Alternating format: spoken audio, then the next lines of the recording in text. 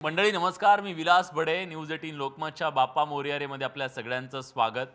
News 18 लोकमतच्या बाप्पाच्या दर्शनाला राज्याचे जलसंपदा मंत्री गिरीश महाजन सर आपल्या सोबत आहेत. महाजन सर, खूप खूप स्वागत आहे. आणि खूप बाप्पाने आपल्या सगळ्यांवरती वरुण राजाने कृपादृष्टी दाखवली आणि सगळी धरणं भरलेली आहेत. एक पाण्याचा प्रश्न तरी सगळं मिटलेला आहे असं दिसतं आपल्याला, किमान खरी पण रब्बीचा प्रश्न तरी मिटलेला आहे. काय सांगाल तुम्ही? खरं आहे, बाप्पाची यावर्षी खूप कृपा झाली आणि पाऊस अतिशय दमदार असा पाऊस या मधल्या काळामध्ये सुद्धा झाला. धरणं सगळी सगळी धरणं जवळपास ही आता भरलेली आहेत. मग मराठवाड्यातली असतील का विदर्भातली असतील, सगळीकडचीच, पश्चिम महाराष्ट्र असेल, धरणं जवळपास आता पूर्ण भरायला आलेली आहेत, भरलेली आहेत. पण याबरोबर एक निश्चित आहे की थोडा नुकसान शेतकऱ्याचं झालेलं आहे. बऱ्यापैकी नुकसान, कारण अतिशय म्हणजे हो. खूप पाऊस झाला, अतिवृष्टी अनेक ठिकाणी झाली, ढगफुटी झाली आणि त्यामुळे शेतकऱ्यांना मात्र त्रास सहन करावा लागला, नुकसान सहन करावं लागलं. हे तेवढंच खरं आहे. पण पुढे रब्बीचा हंगाम आहे, बागायतदार आहेत, फळझाडांना लागणारं पाणी आहे. मला वाटतं हे आता मुबलक झालेलं आहे. त्यामुळे पुढची चिंता, पिण्याच्या पाण्याची चिंता, इंडस्ट्रीच्या पाण्याची चिंता, ही सगळी आता मिटलेली आहे. आणि शेतकरी राज्यावर तर खरं म्हणजे काही अंशी म्हणजे मेहरनजर आहेत. धरणं भरल्यामुळे, पाऊस आल्यामुळे विहिरी भरलेल्या आहेत. पण नुकसान निश्चित झालेलं आहे. सरकार शेतकऱ्यांच्या पाठीशी आहे. माननीय मुख्यमंत्री महोदयांनी सांगितलेलं आहे की चिंता करू नका. सगळ्यांचे पंचनामे आता शेतीचे जे वाहून गेले, शेतं खरडून वाहून गेले, त्यांचे झालेले आहेत.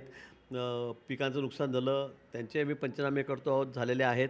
आणि लवकरात लवकर आम्ही त्यांना जी मदत आहे NDRFच्या निकषाप्रमाणे ते आम्ही लवकर देऊ. सर, तुम्ही नांदेडला गेला होता, जिथं खूप नुकसान झालं. तुम्ही प्रत्यक्ष जाऊन पाहणीसुद्धा केली. नदीकाठच्या भागामध्ये जे नुकसान झालेलं आहे, विशेषतः जमिनीचं नुकसान खूप झालेलं आहे. जमीन खरडून गेलेली आहे आणि सातत्यानं शेतकऱ्यांचं असं म्हणणं असतं की त्याला जो मावेजा मिळतो ना, तो त्याच्यात पुन्हा जमीन उभी करणं थोडंसं शक्य होत नाही.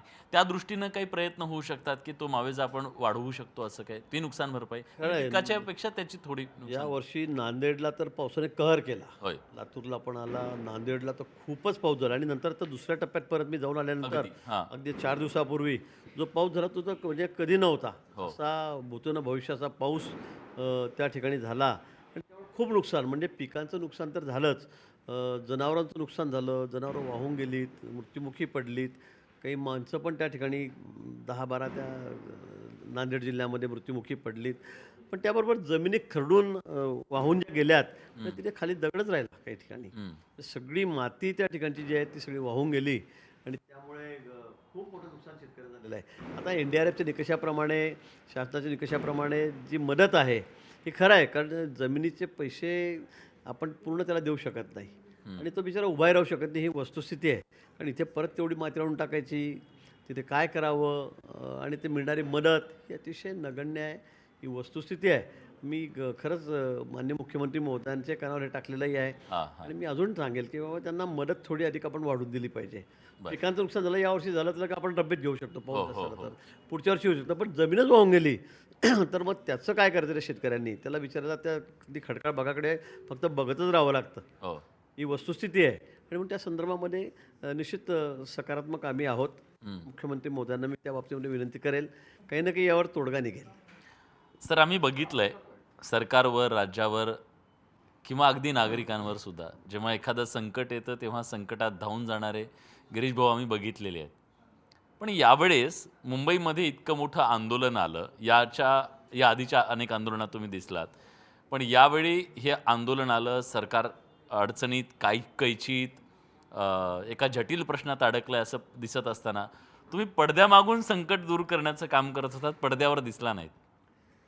नाही, असं नाही. मी 5 दिवसापासून मनोज जरांगे पाटील इथे उपोषणाला बसल्यापासून, त्याच्या आधीपासून मी मुंबईमध्येच आहे. म्हणजे गणपती मी गावाकडे गेलो नाही, नाशिकला गेलो नाही, पुण्याला गेलो नाही. दरवर्षी मी असतो. म्हटलं पडद्यामागे होतात तुम्ही. पण 4ही दिवस सगळ्या बैठकांना मी त्या ठिकाणी फिजिकली हजर होतो, ऑनलाईन नव्हतो, फिजिकलीच होतो त्या ठिकाणी विखे पाटील साहेबांकडे. आणि सगळा मार्ग काढण्याचा प्रयत्न आम्ही त्या ठिकाणी दररोज करत होतो, त्याबद्दल काहीच नाही. आजही मी इथे होतो. बैठक संपल्यावर मी त्यांना म्हटलं तुम्ही जाऊन या, मी काही त्या ठिकाणी गेलो नाही, ही वस्तुस्थिती आहे.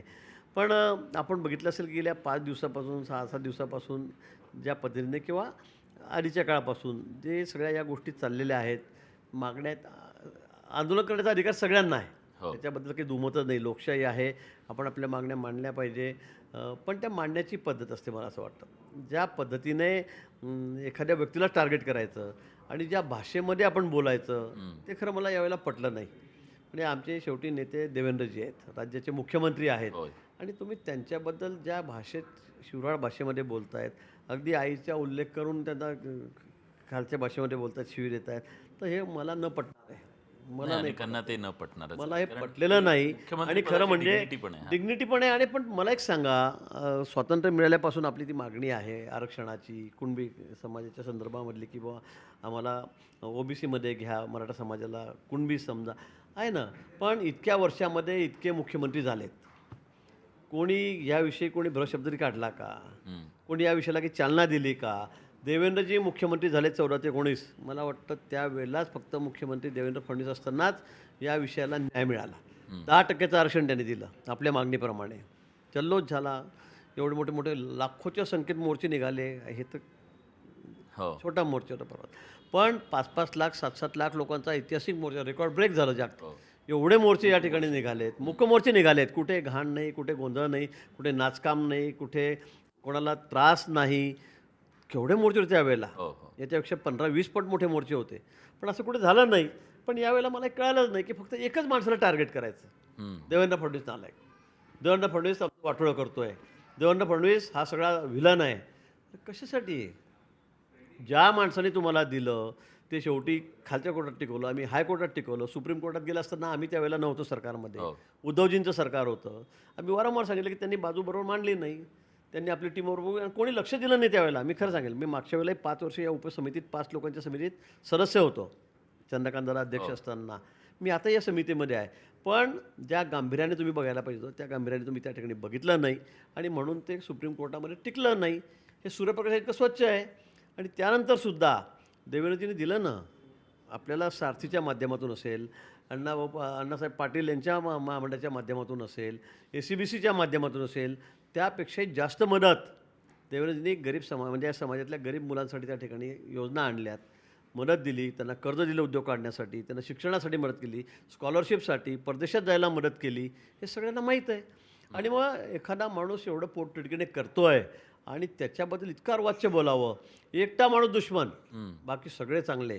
म्हणजे उद्धवजी एकदम चांगले, काँग्रेसवाले आहेत ते सगळ्यात चांगले, शरद पवार साहेब आहेत ते तर एकदमच चांगले. पण त्या माणसांनी सत्तेत असताना 50-50 वर्षे पवारसाहेब सत्तेत होते, तुम्हाला काय दिलं? तुम्हाला काय दिलं त्यांनी? माझा प्रश्न आहे खरं म्हणजे. काहीच दिलं नाही. उलट पवारसाहेब म्हणले की यांना ओबीसीत जायची गरज काय, आरक्षणाची गरज नाही समाजाला. हे स्टेटमेंट आहे त्यांचं. आणि मग आता जो माणूस देतो तो नालायक ठरवता तुम्ही, त्याला वाटेल शिवाजी लाखोली वाहतात, मुद्दाम बदनाम करतात. म्हणजे कुठेतरी याच्यामध्ये हा सगळा राजकीय डाव चाललेला आहे का, असा मनात साहजिक कोणाचे प्रश्न येतो, प्रत्येकाच्या येतोय. पण आता ओबीसी नेत्यांचं असं म्हणणं आहे की सरकारने आज एक प्रकारे मराठा समाजाला मागच्या दारानं ओबीसीमध्ये घातलं. नाही, मला नाही वाटत. आता हैदराबाद गॅजेटच्या बाबतीमध्ये निर्णय केलेला आहे, ते तपासलं जाईल, होईल काय. आता ज्याचा हक्क आहे, ज्याला न्याय आहे, त्याला ते मिळालं पाहिजे, या मताचे आम्ही आहोत. आम्हाला कोणाचंही कोणाला द्यायचं नाही आहे. ओबीसी समाजाचंही, म्हणजे मी पण ओबीसी आहे, पण असं ओबीसी समाजाचं काढायचं, ज्ञान द्यायचं, हा देवेंद्रजीने आधीच स्पष्ट केलेला आहे. आणि अनेक वेळा स्पष्ट केलेलं आहे की आम्ही ओबीसींच्या आरक्षणाला धक्का लागू देणार नाही. ही गोष्ट झालेली आहे. आता हैदराबाद गॅजेटच्या बाबतीमध्ये तपासून त्या ठिकाणी सगळे निर्णय होतील, तांत्रिक बाजू तपासल्या जातील, कोणाच्याचं असेल व्हॅलिड त्याला सर्टिफिकेट मिळेल. एक प्रकारे मराठा समाजाचा जो हा आरक्षणाचा प्रश्न होता तो निकाली निघाला असं वाटतं तुम्हाला आज? आता जल्लोष तर आहे, गुलाल तर उधरला आता जरांगे पाटलांनी सांगायला पाहिजे. आता त्यांच्या मागण्या होत्या, आता त्यांनी सगळं नाही, त्यांनी तर सांगितलं जिंकलो रे म्हणून. मग ठीक आहे ना, मग चांगलं आहे ना. आम्हालाही न्याय द्यायचाच होता, न्याय द्यायचाच आहे. एनकेन प्रकारे हा प्रश्न सोडवायचाच आहे, मग सोडवायचाच आहे. आणि म्हणून मला असं वाटतं की त्यांचं समाधान होणं महत्त्वाचं आहे.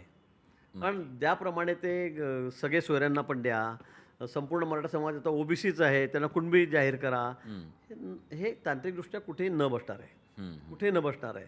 म्हणजे कोर्टाच्या व्याख्येत कुठेच बसणार नाही. एका दिवसात, जसं मागच्या वेळेला काँग्रेस सरकार असताना तुम्ही लगेच राणेसाहेबांची समिती बसवली, त्यांनी लगेच 10 दिवसात निर्णय केला आणि लगेच देऊन टाकलं, कोर्टाने 2 दिवसामध्ये फेकून दिलं, असं आम्हाला करणार.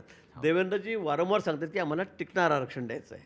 आम्हाला असं थातूरमातूर नाही की बस काम चालू झालं, तुमचं समाधान झालं, कोर्टाने फेटाळलं, जा आता आम्ही दिलं होतं, असं आम्हाला म्हणायचं. देवेंद्रजी नेहमी सांगत की मी ते कायद्याच्या चौकटीत बसताच आरक्षण तुम्हाला देईल, आणि म्हणून हा सगळा प्रयत्न आहे. आणि म्हणून आता जे देण्यासारखं होतं, शिंदे न्यायमूर्ती जे आहेत आमचे रिटायर्ड जस्टिस आहेत, त्यांच्या अध्यक्षाखाली समिती आहे, हो.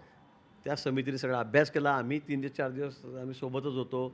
सगळे अधिकारी होते, IAS अधिकारी होते, या संदर्भातले ज्यांना माहिती येते, आणि ते आम्ही सगळ्यांनी बसून या ठिकाणी चांगला मध्यान्न काढलेला आहे, मधला मार्ग या ठिकाणी काढलेला आहे. मला वाटतं शेवटी आम्हाला गरीब माणसाला न्याय द्यायचा आहे. निश्चितच. आणि जो पेच जटिल प्रश्न वाटत होता की बाबा एका बाजूला ओबीसी, दुसऱ्या बाजूला मराठा समाज, दुसऱ्या बाजूला मुंबई आपली आर्थिक राजधानी, इथं कुठलाही अनुचित प्रकार घडू नये, अनंत चतुर्दशी त्या पार्श्वभूमीवरती मुंबईचं जनजीवन विस्कळीत होणं, ह्या सगळ्या पार्श्वभूमीवर लवकर मार्ग निघाला, त्याबद्दल सुद्धा तुमचं अभिनंदन, आणि जिंकलेल्या सगळ्यांचं अभिनंदन म्हणूया आपण. आणि खूप खूप धन्यवाद, तुम्ही न्यूज 18 लोकमतशी बोललात त्याबद्दल. आशा करूया की सगळ्यांचं समाधान होईल आणि कुणावर अन्यायसुद्धा नाही होणार. धन्यवाद. धन्यवाद सर.